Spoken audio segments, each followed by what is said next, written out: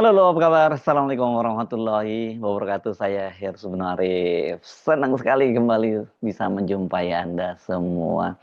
Seperti yang sudah kita prediksi sebelumnya, keputusan Badan Reserse Kriminal Mabes Polri untuk menghentikan kasus penyelidikan dugaan ijazah palsu mantan Presiden Joko Widodo dengan alasan bahwa terbukti ijazahnya asli, identik dengan ijazah yang lain, itu tidak menghentikan kecurigaan publik. Itu malah makin menjadi ya kalau kita amati. Karena itu pagi ini tim pembela ulama dan aktivis berencana mendatangi Mabes Polri dan mengirim surat ke Biro Pengawasan Penyidikan atau Wasidik untuk meminta agar gelar perkara dugaan ijazah palsu dari mantan Presiden Joko Widodo itu dilakukan ulang ya, gelar perkara ulang. Saya pikir ini langkah yang bagus ya, karena ini merupakan prosedur yang legal yang memang diatur dalam mekanisme di kepolisian. Biro Wasidik ini kan tugasnya dia untuk mengawasi, ini semacam pengawasan internal juga untuk memeriksa apakah dalam proses penyidikan itu ada maladministrasi dan lain-lain gitu ya. Ini semacam biro yang memastikan bahwa semua penyidik di lingkungan Polri itu bersikap profesional. Saya pikir ini lebih bagus ketimbang banyak muncul olok-olok di publik ya, wabil khusus di media sosial. Setelah jumpa pers, hasil gelar perkara proses penyelidikan dari dugaan ijazah palsu Joko Widodo yang dilaporkan oleh tim pembela ulama dan aktivis pekan lalu itu, ini alih-alih publik menjadi tenang. Kan sebelumnya Pak Brigjen Johandani Rahardjopuro itu menyatakan bahwa dengan mengumumkan bahwa ini dipastikan sudah asli dan kemudian penyelidikannya dihentikan, itu masyarakat bisa tenang dan kemudian bisa membantu pemerintahan Presiden Prabowo untuk membangun negara ini.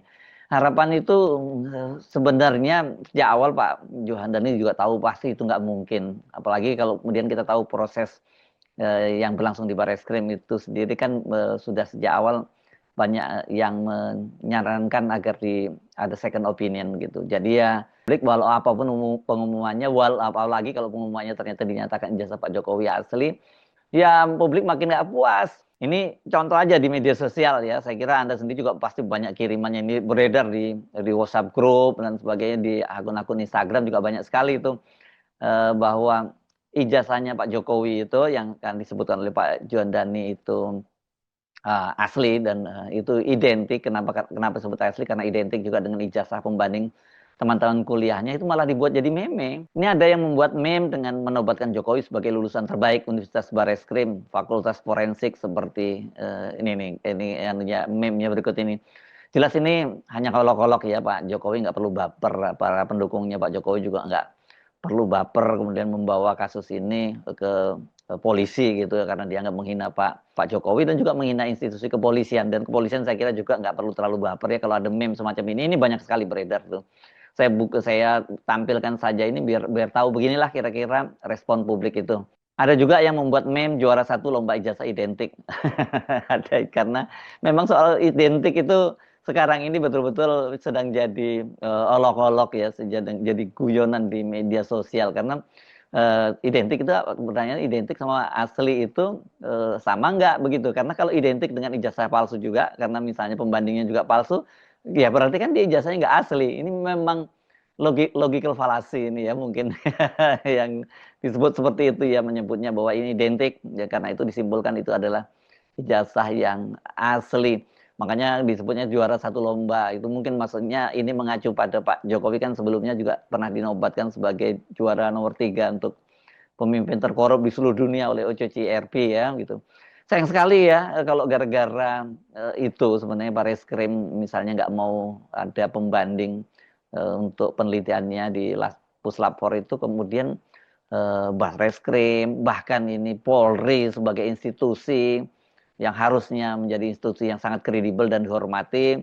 Nah, termasuk juga Pak Jokowi itu malah sekarang ini malah jadi olok-olok. Jangan dianggap sederhana loh ya kalau olok-olok semacam ini terus berlanjut, karena ini kalau kemudian berkembang menjadi public distrust, itu bahaya sekali kalau sebuah institusi sudah publik itu distrust. Karena kalau udah public distrust itu maupun benar aja itu pasti orang tetap nggak percaya. Ini dia. Ini saya penting mengulang-ulang pepatah para nenek moyang dulu gitu, sekali lancung ujian seumur hidup nggak dipercaya. Itu ya ini yang terjadi sekarang ini sebenarnya. Dan ini kan Polri ini kan terseret-seret Pak Jokowi karena yang punya kredibilitas yang sangat terkenal bahwa Pak nggak bisa dipegang omongannya itu sen kanan belok kiri itu ya Pak Jokowi gitu. Harusnya Badan Reserse Kriminal yang menjadi lembaga ini dalam prosesnya itu selalu mengedepankan proses scientific crime investigation, sebuah proses atau metode yang memadukan antara teknik, prosedur, dan teori ilmiah dalam menangani satu kasus kejahatan sehingga itu kemudian dapat memenuhi kebutuhan hukum. Kan ini adalah lembaga yang sangat terhormat, kok ini malah jadi bahan olok-olok. Begitu juga halnya Pak Jokowi sebagai mantan presiden. Ini kan mantan presiden 2 periode, masa diperlakukan seperti ini ya. Tapi jangan salahkan publik kan sebenarnya sejak awal mereka mendorong agar ini ada lembaga lain sebagai pembanding. Dengan situ clear kok.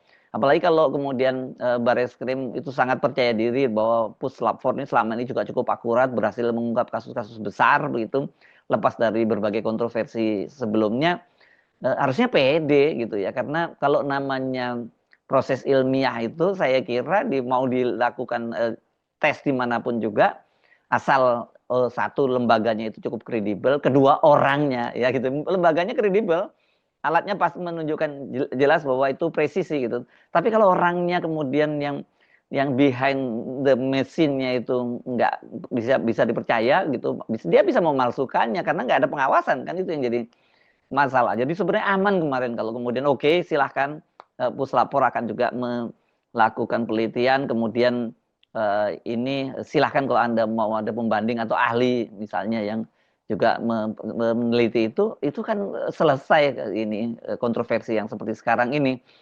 Nah, ini akhirnya seperti tadi saya sebut, selain polisinya, Pak Jokowinya sebagai pemilik ijazah, dan juga Universitas Gadjah Mada sebagai institusi perguruan tinggi yang mengaku menerbitkan dan menjamin keaslian ijazah itu kan jadi korban juga. Sekarang ini bahkan bukan dari kalangan eksternal ya. Kalau kalangan eksternal udah mulai ngomong jangan di sekolahin di UGM, jangan kuliah di UGM deh kalau hasilnya seperti Joko Widodo itu gitu ya. Kalau Pak Joko Widodo sih udahlah, udah selesai lah ya, citra itu udah kuat seperti itu. Dan itu, suatu saat kan dia juga akan pass away ya, nggak akan bersama kita lagi. Tapi kan kalau lembaga kepolisian terus kemudian Universitas Gadjah Mada ini kan kita berharap kan dia akan terus menjadi lembaga yang kredibel gitu, dan kita berharap ke depan polisi itu jauh lebih kredibel. Jangan mau jadi korbannya Pak Jokowi gitu.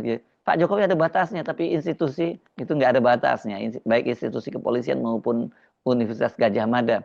Jelas situasi sekarang ini kalau kita mau membangun peradaban sebagai sebuah peradaban sebuah bangsa, ini fenomena semacam ini nggak bagus ya sekarang ini. Kok lembaga institusi kok diolok-olok, institusi kepolisian dan juga perguruan tinggi. Ini terjadi yang saya sebut tadi, public distrust terhadap aparat penegak hukum, bahkan institusi Polri dan juga UGM. Kecurigaan publik itu ya saya kira kok kalau saya baca-baca saya baca pernyataan maupun saya tonton statement-statement dari para tokoh yang berdiri di garda terdepan dalam soal ini, yakni double RS, yakni Roy Suryo dan Rismond Hasiholan Sianipar dengan Dr. Tifa dan sebagainya, masuk akal kok gitu ya, tinggal di challenge saja secara ilmiah juga ya. Dengan begitu nggak terjadi debat kusir dan juga kemudian saling melaporkan. Nah, ini kecurigaan mereka ini cukup beralasan ya, selain tadi soal ijazahnya, soal puslapornya.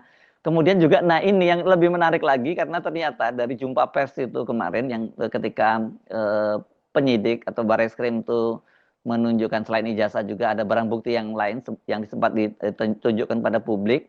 Ini yang banyak sekali mendapat sorotan itu berkaitan dengan pembayaran SPP dari Joko Widodo selama berkuliah di UGM. Kok ada yang janggal gitu ya.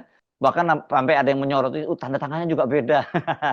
Saya sendiri jujur kalau tanda tangan itu memang sering berubah-ubah. Tapi mungkin kalau untuk Pak ahli berubah-ubah itu nggak ganti-ganti. Tapi maksudnya tarikan garis tangannya itu nggak selalu sama. Tapi buat yang ahli meneliti itu mereka tetap akan bisa melihat kesamaannya gitu ya. Nah, apa yang menjadi dasar sehingga tim pembela ulama dan aktivis itu meminta gelar perkara ulang? Nah, menurut Wakil Ketua TPUA Rizal Fadilah, bahwa apa yang dilakukan Barreskrim itu tidak memenuhi syarat scientific crime investigation. Karena itu TPUA menolak hasil itu. Itu dikatakan oleh Rizal Fadilah dalam jumpa pers hari Sabtu lalu. Rizal juga menegaskan bahwa hasil yang dikeluarkan oleh Barreskrim itu belum bersifat final. Dan dia juga menyoroti perihal perbandingan ijazah Jokowi dengan 3 orang yang tidak dipilih secara random tadi. Nah ini orang udah kan nggak percaya lagi.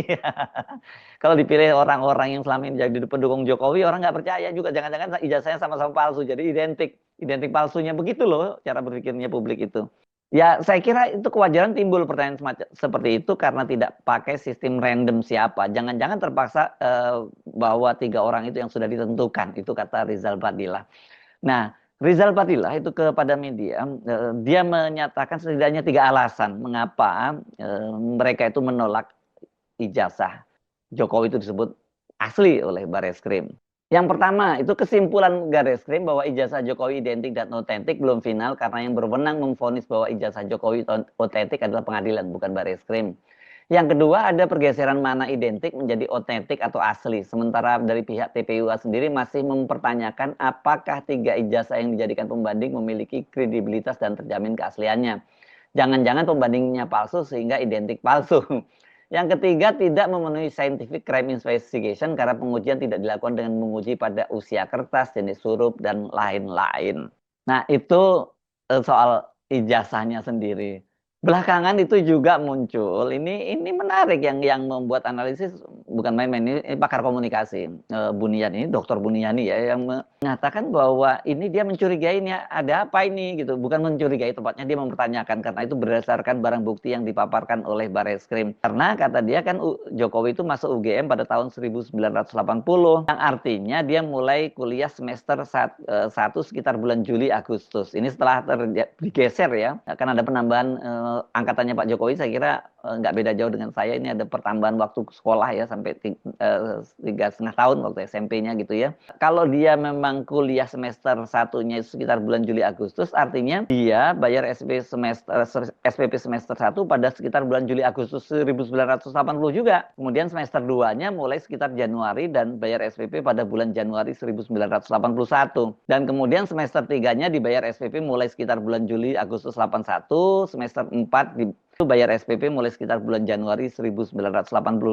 Nah, dia minta coba perhatikan kwitansi bukti Barreskrim ini, coba diperhatikan ini yang ditampilkan ini ya, yang ditampilkan Barreskrim dulu ya. Bayar SPP pada bulan Januari 1982 itu untuk semester 2.